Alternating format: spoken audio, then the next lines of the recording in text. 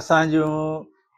कम करण में के कोताहियूं या असांजूं के ग़लतियूं बि ज़रूरु हूंदियूं। माण्हुनि जो इनफ़रादी किरदारु हूंदो आहे, ॿियूं हिकिड़ो हालतुनि जो बि हुन में दख़ल हूंदो आहे। स्कूलनि जा दर्ज 6, 7, 8 दर्जे जा ॿार जेके उहे बि वञण टोड़ तरीक़े में बुख हड़तालुनि ते वेठा,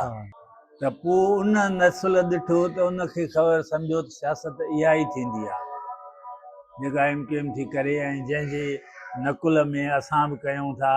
जंहिंमें पैसो बि कमाइणो आहे, जंहिंमें माण्हुनि खे दाबा बि ॾियणा आहिनि, ॿधी छोड़ी बि कराइणी आहे। जीअं MQM पंहिंजा हिकिड़ा सेक्टर ठाहिया हुआ, माण्हुनि जा फ़ैसिला कंदा हुआ, अदालतुनि में न वञो, ईअं क़ौमी तहरीक में बि माण्हुनि जा फ़ैसिला थियण लॻा। नौजवान हथ पेर हणे थो त मां सही सियासत जो रुख कयां, उहो सम्झे थो त इहो जेको 25-30 साल या जेका सियासत हली इहा सही कान हुई। साईं JM सैद सां हुन हिकिड़ी उसूलनि जी सियासत कई, हुन सां थोरा माण्हू हुया।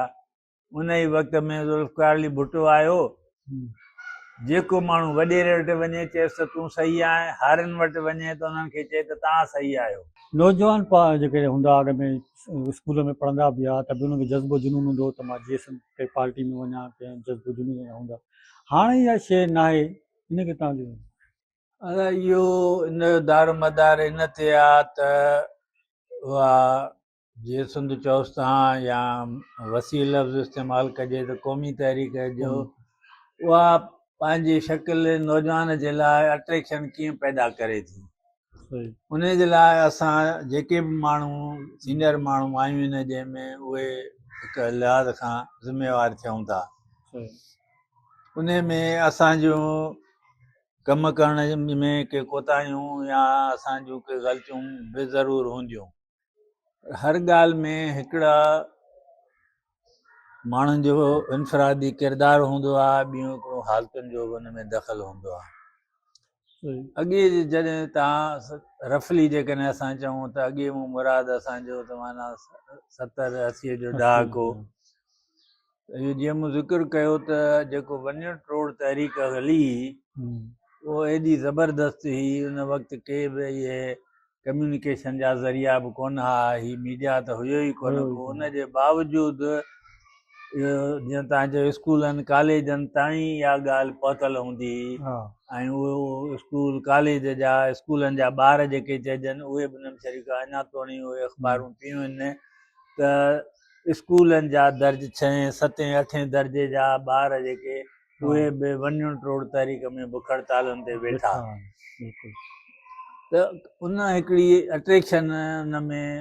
पैदा आई। पोइ जेको मूं जीअं ॻाल्हि कई न त उन में पैसो अची वियो, दौलत कमाइण जो ज़रियो अची वियो।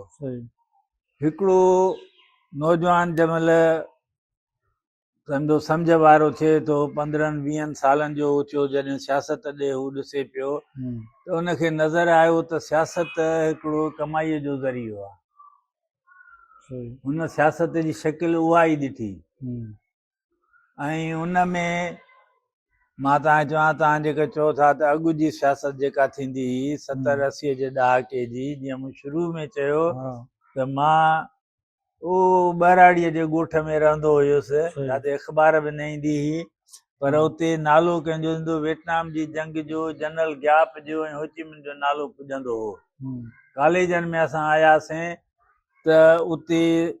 जेको बि नौजवान हूंदो हुन जी ज़बान ते फिडल कास्ट्रो ऐं ची गुवेरा जो नालो ईंदो हुयो। पोइ हिते दौरु अहिड़ो आयो त उन जे जाइ ते हिते जॾहिं ख़ासि करे MQM वारी जेको सियासत हुकुमराननि आंदी, जंहिंमें क्राइम बि हुयो, जंहिंमें पैसो बि हुयो, उहो जॾहिं आई ऐं उहा हुकुमराननि जी बि उनखे मदद हुई ऐं उहे शहरी तबिके जा, उहा जल्दीअ में कुझु सालनि में ई उन शोहरत वरिती, त हिते बि कुझु क़ौमी तहरीक में बि इहे रुझान पैदा थिया त असां बि छो न अहिड़ी सियासत कयूं, जल्दी थी पऊं। त पोइ मां चवंदुसि त जेको अॻ में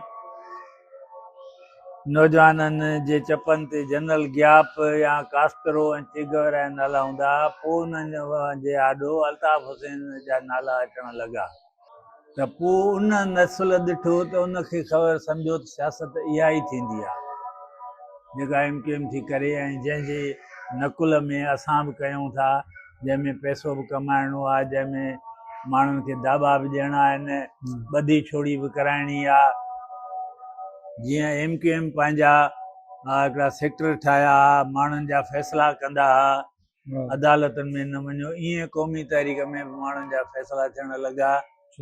त हिकु नसुल पूरो इन जो शिकार थियो हाणे जेको नसुल अचे थो पियो जंहिंजो हींअर माना मां चवंदुसि 20-22-25 साल ताईं जी उमिरि जो आहे उहो इन्हनि शयुनि खां पाण खे आजो करे अचे थो या उहो इन्हनि शयुनि में कंहिं मुतासिर बि कोन्हे को छाकाणि त मीडिया जे ज़रिए हुन वटि सूरत हाल जा ॿिया ज़रिया बि आहिनि उहो ॾिसे थो उन खे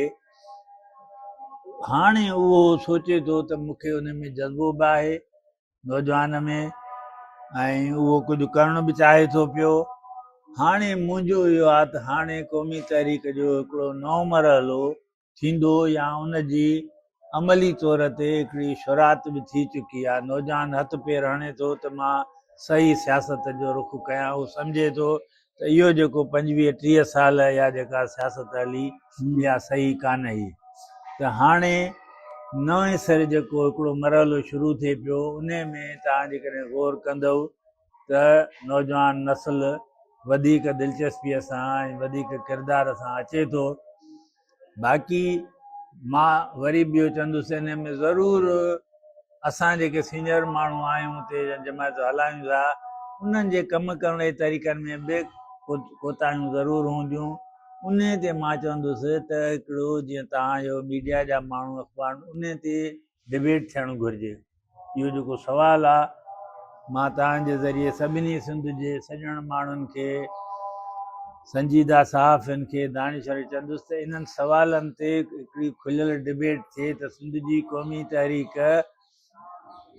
70-80 जे ॾहाके में जॾहिं एतिरा ज़रिया बि कोन हुया तइदाद में थोरी पर एतिरी पावरफुल छो लॻंदी अॼुकल्ह कचरनि में वियो त माण्हू चवंदा यार अॻे ॾाढी ज़बरदस्त हूंदी क़ौमी तॾहिं तइदाद में थोरा बि हुया मिक़दार में घटि आहे पर मयार हो पोइ वरी मिक़दार वधाइण जे लाइ मुख़्तसिर चवां मयार असां छॾे ॾिनो इन ते गुफ़्तगू थियणु खपे ऐं उहे जेके वरी असांजूं कोताहियूं हुजनि उहे वरी ॿिया माण्हू हुन ते जॾहिं डिबेट कंदा त पोइ वरी ज़ाहिर थींदी तव्हांजी पार्टी नौजवाननि लाइ कहिड़ा कम करे रही आहे छा उन्हनि में दिलचस्पी आहे त असां बि जीअं समाज में वञूं दादा जीअं मूं चयो त हिकिड़ो नसुल त पूरो 25-30 साल इन में वियो ऐं असां इन ते जेको मूं तव्हांखे पढ़ी ॿुधायो साईं जेम्स सैद जो त किरदार ते उन ते असां को कंप्रोमाइज़ न कयो ऐं जेके क़ौमी तहरीक जा बिल्कुलु बुनियाद मूं तव्हांखे ॿुधाया सेकुलरिज़म या जागीरदारी मुखालफ़त उन्हनि ते बि असां बिल्कुलु को कंप्रोमाइज़ न कयो उन जे करे यकीनन असांखे ॾुखियायूं आयूं माण्हू असां सां थोरा थिया जेकॾहिं मां ॾिसां इहा ई सूरत हाल आहे न साईं जेम्स सैद सां हुन हिकिड़ी उसूलनि जी सियासत कई उन सां थोरा माण्हू हुया उन ई वक़्त में ज़ुल्फ़िकार अली भुट्टो आयो जेको माण्हू वॾेरे वटि वञे चएसि त तूं सही आहे हारियुनि वटि वञे त उन्हनि खे चए त तव्हां सही आहियो चवंदा आहिनि सिंधीअ में जीअं चवणो आहे त चोर खे चए त घर में घिड़ी त भाॻे खे चए त चोर घिड़ियो अथई उन सां माण्हू जल्दीअ में गॾु थी विया पोइ उन जा नतीजा जेके आया उहे बि दुनिया जे साम्हूं आहिनि त ईअं असां बि मुश्किल हालतुनि में बि उहे जेके उन जा बुनियादी उसूल आदर्श आहिनि उनखे असां न छॾियो ऐं किरदार खे बि असां कोशिशि कईसीं मां इहा ॻाल्हि बिल्कुलु अॼु चई सघां थो त सॼी सिंध में जेतिरा बि असांजा दोस्त आहिनि हज़ारनि में न आहिनि सवनि में आहिनि कारकुन बिल्कुलु मां पाण थो चवां सवनि में उन्हनि ते को बि माण्हू कंहिं हिकिड़े ते बि का आङुर खणी न सघंदो उन जे करे बि असां सां माण्हू घटि आया आहिनि ॿियो इहो बि आहे त माण्हुनि हितड़े पैसा खपे थो सियासत में पैसे जे लाइ MQM वारा तरीक़ा इख़्तियार कया असां उहे बि न कया आहिनि उहो बि हिकिड़ो फैक्टर आहे। प्लस मां वरी बि इहो चवंदुसि त मुमकिन आहे असांजे कमु करण जे तौर तरीक़े में बि के कोताहियूं हुजनि जेके असांजे खाते में अचनि, उहे वरी तव्हां ॿिया दोस्त ॿुधाईंदा, पर जेके हुनजा मारूज़ी सबब आहिनि उहे मूं ॿुधाया आहिनि। पर हाणे जेको नौजवान, जीअं मूं चयो त जेको हाणे मुसबित क़िस्म जी सियासत करणु चाहे थो, त असां उमेद कयूं था त उहे जीअं समाज जे तरफ़ ईंदा। पहिरीं ॻाल्हि त मां मैसेज ॾींदो घटि आहियां, पर मां इहो ई चवंदुसि त हू असांजी जेका इहा 60, 70, 80 जे ॾहाके जी क़ौमी तहरीक हली आहे, जंहिं कामयाबी कई, पाकिस्तान में जेतिरो बरसो सिंध रही आहे, हिकिड़ी तहरीक आहे जंहिं पंहिंजो मक़सदु हासिलु कयो आहे, हुकुमराननि खे शिकस्त ॾिनी अथई, उहा वञ टोड़ तहरीक आहे। त मां नौजवान खे चवंदुसि त उनखे पढ़नि, उन्हनि रुॻो इहा जेका आहे सा 90 जो ॾहाको या 2000 खां पोइ जी जेका सियासत खे सियासत न सम्झनि। कुझु माण्हू सियासत इहा सम्झी ऐं उन खां नफ़रत कनि था, त मां उन्हनि खे चवंदुसि सियासत रुॻो इहा न आहे। उहा क़ौमी तहरीक खे चङी तरह पढ़नि, मुतालो कनि, साईं जेम्स हैदर जी किताबनि खे पढ़नि, हैदर जतोई जे किरदार खे पढ़नि, ऐं निसाबी तालीम बि ज़रूरु वठनि। हिकिड़ो इहो बि वेझड़ो आयो त जेकॾहिं सियासत करणी आहे नौजवाननि खे जेके, त उहे पढ़ंदा कोन। असांखे सियासत करणी आहे, असां छाजे लाइ पढ़ूं? न, मां नौजवान खे चवंदुसि निसाबी तालीम पहिरीं उहा हासिलु कनि, पोइ जेका ग़ैर निसाबी तालीम आहे उहा बि हासिलु कनि, त मामला बहितर थींदा। साईं तव्हांजी वॾी महिरबानी।